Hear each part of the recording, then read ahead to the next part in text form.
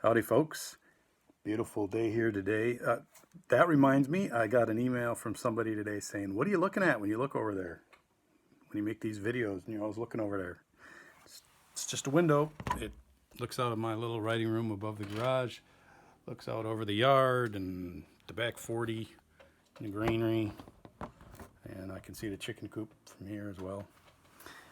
And my favorite thing about that window is it overlooks the place where, let's say, a young man would come courting your daughter. He intuitively parks right below that window. And it's not the worst perspective from which to observe and cast certain judgments. All right, let's get on to the literary portion of the evening. As you know, we just released this little book, Big Boys, Big Rig, The Leftovers. And one of the ironies is that the Big Boy story that this book gets its title from isn't actually in this little book. It's in the collection Off Main Street. And so I thought today I would just read the introduction to the Big Boy piece. Big Boy stood 6 feet tall, weighed 300 pounds, stood there grinning at Toledo with that double burger hoisted high, those big blue eyes round as bowling balls, those red checkered overalls fit to bust, that flip pompadour big enough to surf. When the men, boys really, 10 of them, showed up in the darkness, Big Boy's expression never changed. They ripped his feet from the concrete. He kept grinning. They tossed him in the back end of a pickup. He kept grinning. When the truck pulled up to an apartment on the west side of Toledo, he was still grinning. Then things got ugly. "What are we going to do with him?" said one of the men. A number of suggestions were made. None caught anyone's perverse fancy. After all, pulling stunts with the Toledo Big Boy wasn't somebody's big new idea. 9 times out of 10, if the Big Boy is missing, he's usually down at the University of Toledo, restaurant manager David Nelson would say upon discovering his missing mascot. During fraternity season, they do that as a prank. The 10 men huddled again. Then one spoke. "Chop him up!" And chop him up they did. A hacksaw was secured. Fiberglass particles filled the air. Big Boy's head tumbled from his neck. Then an arm came loose, severed at the shoulder. Next, a leg. When the bone-hollow sawing sound ceased, only Big Boy's hamburger remained intact.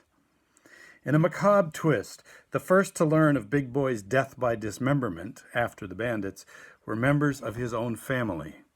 At Big Boy restaurants throughout Toledo, his brothers looked down in the pale first light of morning to see bits of their luckless relative at their feet. A head, an arm, a leg, each tagged with the message, "Big Boy is dead." At one restaurant, Big Boy's severed right buttock was discovered with a newspaper ad taped in place. Strip steak, $2.29 a pound. Not a good way to start the day, espying bits of a family member in the yard. Nonetheless, the relatives have maintained their sunny dispositions, grinning like big boys, all of them. As often happens in cases where criminals show off, criminals feel the need to talk. And 2 weeks after Big Boy bit it, his killers were corralled. Big Boy was worth about $4,000, and it is safe to say that will be divided 10 ways. It seems unlikely that anyone will do any hard time, although one of the suspects, a Mr. Martinez, may wish to do so and apply it toward his degree. He is a criminal justice major at the University of Toledo. The point of this parable, however, is not the fate of the perps. Nor do I wish to further flog the fanciful notion of oversized fiberglass figure as decedent.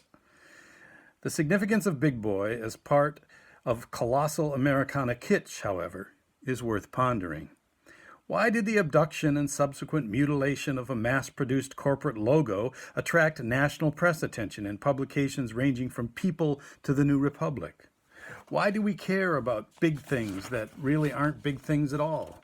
Would we have cared if someone abducted a set of golden arches, hacked up an Arby's sign?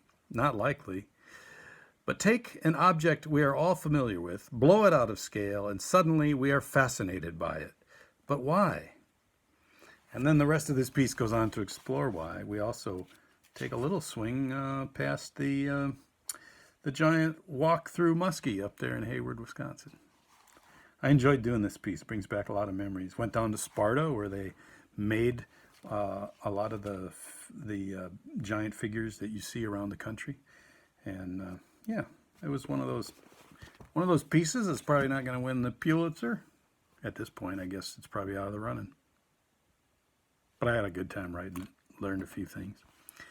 Alrighty, looking out my window again. Gonna go down the trail and whack a couple of box elders. Forward.